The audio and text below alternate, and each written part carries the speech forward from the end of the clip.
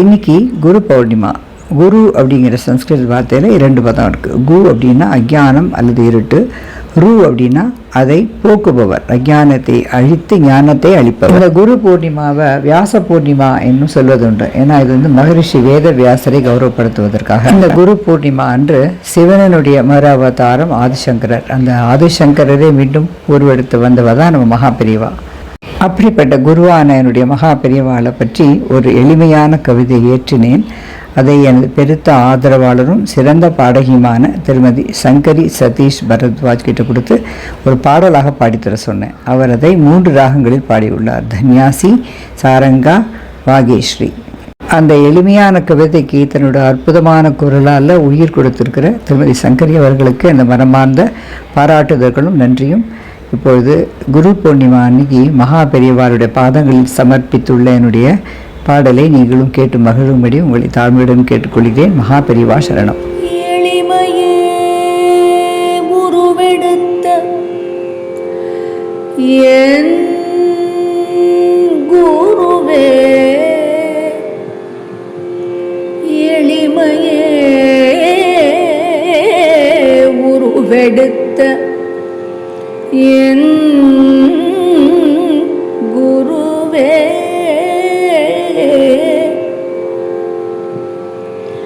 ஜகம் தழைக்க ஜெய விஜய யாத்திரை மேற்கொண்டு அருளை அள்ளித்தந்த அருட்கடலே, கண்டவர் கண்கள் பனிக்கும் கருணை புனலே,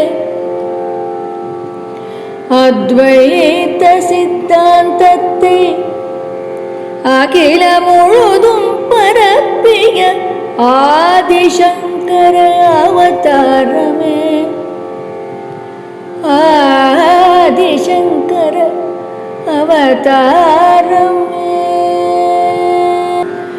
வேத சம்ரக்ஷணம் வாழ்வின் லட்சியம் என வாழ்வாங்கு வாழ்ந்து காட்டிய வள்ளலே, சர்வ ஜீவதயாபரரே, சந்நியாசியாயிருந்தும் அனைவருக்கும் உற்ற உறவினர் என்றதோ உணர்வு ஊட்டிய அன்பின் வெள்ளமே, சர்வவியாபி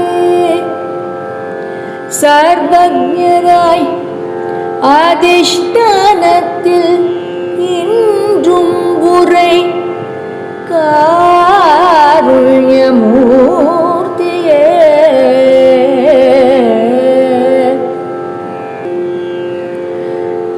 என்ன தவம் செய்தோம் இவ்வாரத பூமியில் பிறக்க, மீயன எண்ண வைத்தாய் உன் திரு அவதாரத்தின் மூலம், எளியோர்க்கு எளியோனே,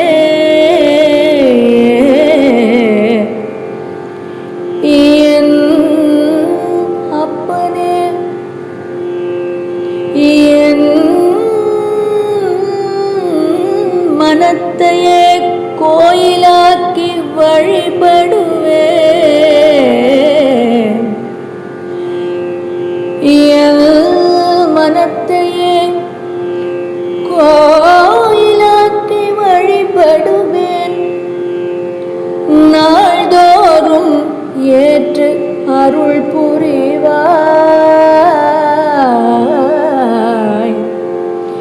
எனதன்பு கவிதை தனே